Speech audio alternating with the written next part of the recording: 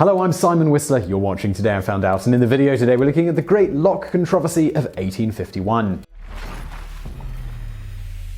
In April of 1851, Alfred C. Hobbs boarded the steamship Washington bound for Southampton, England. His official duty was to sell the New York City-based company Newell's newest product, the parautopic lock, at a trade show, London's Great Exhibition. But Hobbs had something a bit more nefarious up his sleeve, or rather in the small trunk that accompanied him on the ship. In it sat a large assortment of picks, wrenches, rakes, and other slender tools. You see, Hobbs wasn't just trying to sell his locks, he was trying to prove that his competitors' locks were, quite simply, not good enough. He had the tools, the skills, and the charisma to do just that. Alfred Hobbs, well, he was about to launch the Great Lock Controversy of 1851. Of all the locks at the Great Exhibition in July of 1851, the Detector was thought of as top of the class. Patented in 1818 by Jeremiah Chubb, it had become the most widely used and prestigious lock throughout England.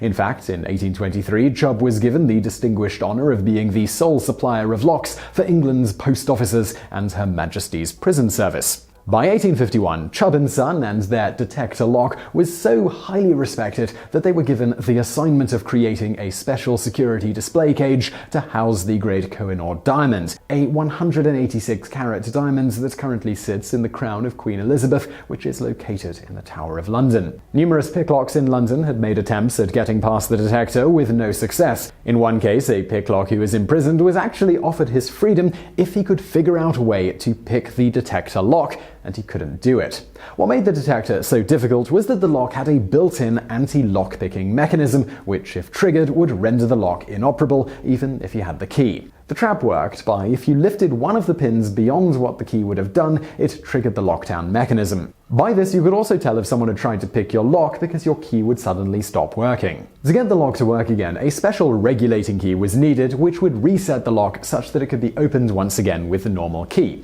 The Detector was thought to be in a lock class all to itself. That is, until Hobbs got to it. According to a report filed by Benji Johnson, an agent of the state of New York appointed to attend the Great Exhibition, Hobbs wasted very little time in proving that Chubb's locks were not impenetrable. As the report read, soon after the exhibition opened, Mr. A.C. Hobbs of New York, who had charge of Newell's locks, obtained one of Chubb's locks and opened it in a space of 10 or 15 minutes, in the presence of several gentlemen.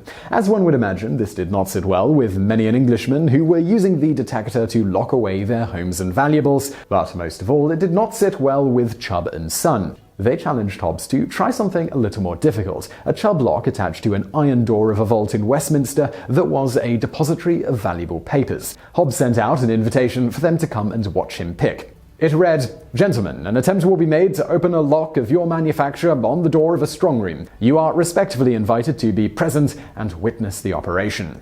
At approximately 11:35 a.m., in front of the iron door in Westminster, Hobbs met with skeptical onlookers. He took out from his waistcoat 2 or 3 small and simple-looking tools and went to work. Within 25 minutes, he had the lock open with a sharp click. He had, once again, successfully picked a supposedly impenetrable Chubb lock.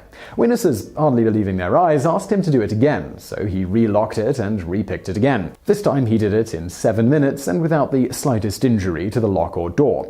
And with that, well, England's illusion of the security of their possessions, it had been shattered. After making his presence quite known at London's Great Exhibition, Hobbs continued his lock-picking tour in England. For instance, later that summer, he picked the monster Brahma precision lock, which had never been picked since it was manufactured in 1790. This scared the Bank of England enough that they had all their locks swapped out for Newell's. Dubbed by the newspaper the Great Lock Controversy, the London Times wrote, "We believed before the exhibition opened that we had the best locks in the world." But, well, they had no longer after Hobbs's demonstrations. Skeptics, they doubted Hobbs's ability, asking if the locks were picked properly, if he had cheated, or even if they hadn't seen it themselves, whether it was all an urban myth. Even major publications, while admitting Hobbs did do what was asked, doubted his skills. Said Bankers Magazine, "The result of the experiment has simply shown that under a combination of the most favorable circumstances and such as practically could never exist, Mr. Hobbs has opened the lock." So, how did Hobbs acquire his prodigious lock-picking skills? Well, Hobbs's father died when Hobbs was just 3 years old, so as soon as he could work, he did so to support his family. Thus, at the age of 10, he began his career as a farmhand. He eventually moved to wood carving, carriage building, tinsmithing, and harness making. Around 1835, he earned an apprenticeship with the Sandwich Glassmaking Company, which is now a museum 60 miles outside of Boston, by the way, where he learned to make doorknobs and the locks that went with them. He soon also became very talented at picking those locks. He took those skills to Day & Newell and quickly became a very good salesman. I mean, after all, what's a better way to sell locks than to easily pick your competitors' locks in front of your potential customers? Before showcasing his talents to Britain in 1851, Hobbes picked his way across America. He hopped from town to town, calling on banks to challenge him to open their safes. This was all in the name of selling Day & Newell locks, of course, and sometimes for prize money. For instance, according to a story recounted in A History of the Old Town of Stratford and the City of Bridgeport, Connecticut, written in 1888, while on a job in Lancaster replacing locks at a bank in 1848, a cashier showed him a newspaper ad placed by Mr. Woodbridge of Perth Amboy. It offered $500, which is about $11,000 today, to the person who could open the lock on the safe in New York's Merchant Exchange reading room. This, by the way, is now the National City Bank building at 55 Wall Street. The challenge asked someone to do it within 30 days. Hobbes proclaimed to the clerk that "that's my money" and left for New York right after finishing the job in Lancaster. Hobbes met his challenger in New York and parameters were set. 3 arbitrators were to oversee, he must use instruments of his own, and if he was not able to open the lock, Hobbes would have to sign a certificate declaring the lock perfectly safe and recommended to the public. Now, Woodbridge's lock, it was extremely cleverly designed. Besides having 479,001,600 possible arrangements of the pins, it was rigged such that if the bolt was pulled before the tumblers were perfectly set, anything in the lock would be seized and you would be unable to remove it, thus making the lock impossible to pick at this point because the tools, they were stuck inside it. This meant that the picklock couldn't even try to open the lock until he knew the tumblers were set just right. After everyone went home for the day, Hobbes was given access to the safe and began to work on the lock at 9 p.m. In just 2.5 hours, he had figured out the correct setting for the pins and laced a thin metal wire into the lock to pull the bolt. Of course, he needed the arbitrators to witness what he'd done to get the credit, so he waited until the following morning when they would be called upon. At 10 a.m. the next morning, Mr. Woodbridge, who Hobbes had requested attend along with the arbitrators, found Hobbes standing in front of the safe with a crowd surrounding him. Again, here we'll pull a quote from A History of the Old Town of Stratford and the City of Bridgeport, Connecticut. Mr. Woodbridge came, and there being quite a crowd around, he called from a distance, "Hello, Mr. Hobbes. What is the trouble?" "There is something the matter with the lock," said Mr. Hobbes. "What is it?" said Mr. Woodbridge. Mr. Hobbes then, carefully moving the wire, pulled the door of the lock safe open and said, "Your lock won't keep the door shut."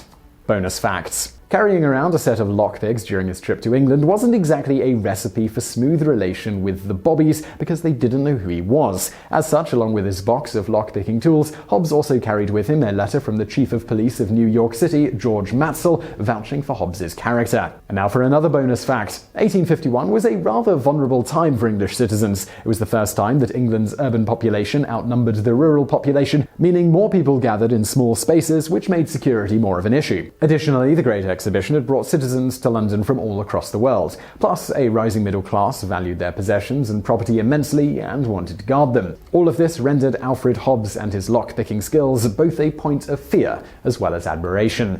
And now for another bonus fact. Chubb's locks, despite its humiliation, continued as Britain's industry standard. In fact, Chubb still operates today, making safes that are trusted the world over. Alfred Hobbes stayed in London for 9 years and began his own lock manufacturing company, Hobbs Hart Company. He eventually returned to the US in 1860, but the company, it stayed in London on 76 Cheapside Avenue, bearing its famous name. It remained there for another 90 years until 1954, when it was bought by the Chubbs Company. Hobbes, upon returning to the United States, didn't go back into locks. He worked at the Howe Sewing Machine Company, helping Elise Howe engineer and design the lock-stitch sewing machine. Eventually, he joined the Remington Arms Company at the request of the company's founder, Marcellus Hartley, who was looking for a mechanical genius. Hobbes proved to be just that, filing a dozen patents for the company in firearm ammunition manufacturing.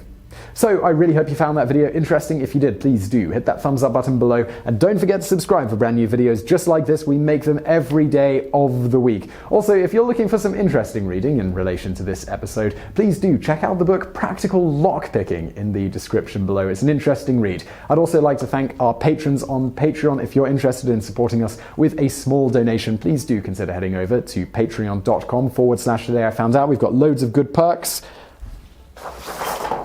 Things like this, posters, all sorts of great stuff. So please do go over there and check it out. And as always, thank you for watching.